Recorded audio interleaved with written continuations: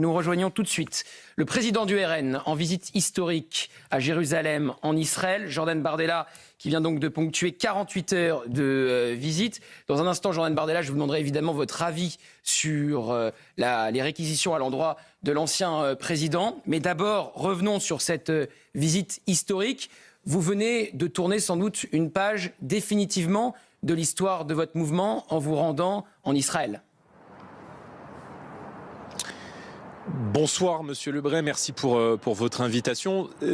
En tout cas, ce déplacement est un acte de solidarité à l'égard d'une nation avec qui il y a des liens d'amitié historiques, qui lutte ici contre le terrorisme, contre le fondamentalisme islamiste.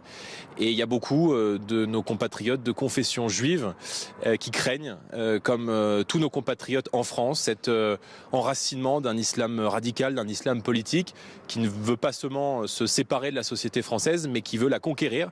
Et ces Français de confession juive sont de plus en plus nombreux à porter leur voix et leur confiance sur les épaules des dirigeants du Rassemblement national, dont je me félicite et je m'honore d'ailleurs. Et c'est vrai que cette extrême gauche aujourd'hui, quand elle refuse de considérer le Hamas comme un mouvement terroriste, qu'elle le considère de ses propres mots comme un mouvement de résistance, quand elle, à la façon des années 30, caricature sur des affiches un animateur de télé français, Cyril Hanouna, dans des caricatures juives inacceptables, eh bien c'est vrai.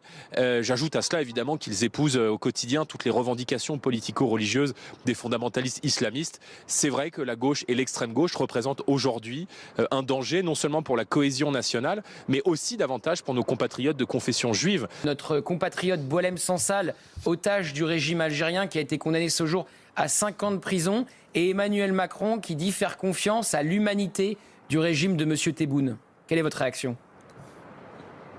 Mais le président de la République, il est en dessous de tout, et à chaque fois qu'il parle, à chaque fois qu'il s'exprime, en pensant reprendre un peu de leadership sur un parti, sur un pays dont il a perdu la majorité, la capacité d'action, ça ridiculise et ça décrédibilise totalement la diplomatie française, l'image de la France, à la fois dans ses propres frontières, en Europe, mais aussi partout dans le monde. L'Algérie se comporte comme une tyrannie, elle détient dans ses geôles, dans des condamnations, dans des procédures de justice totalement arbitraires, un écrivain franco-algérien. Je veux dire, si le régime algérien craint, a peur et se sent en insécurité par les écrits, les lettres, les mots d'un écrivain, alors c'est que ce régime est extrêmement faible. En réalité, ce régime multiplie les provocations. J'ai vu ce matin que j'avais encore l'honneur, entre guillemets, d'être à la une de la presse algérienne avec des mots toujours plus injurieux les uns que les autres.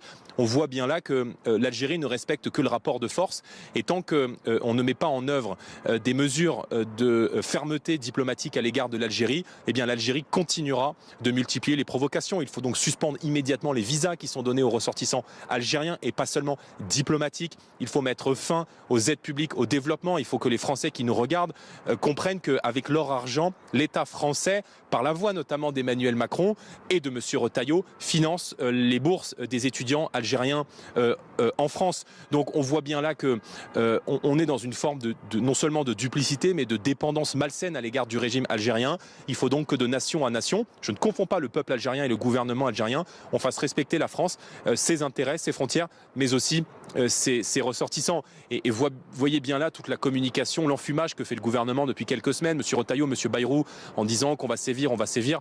On voit bien qu'il ne se passe rien, et que la faiblesse et la naïveté sont probablement les deux critères et les deux caractères qui font aujourd'hui peser sur la France le risque de sa disparition dans ses propres frontières, mais aussi à l'extérieur.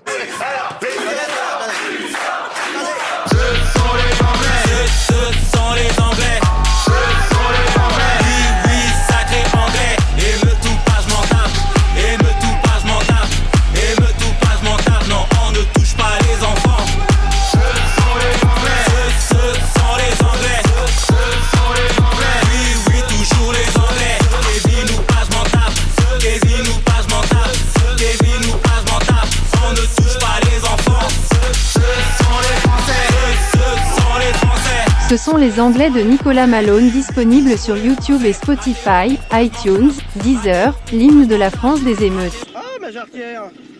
Ah, je perds ma jarretière.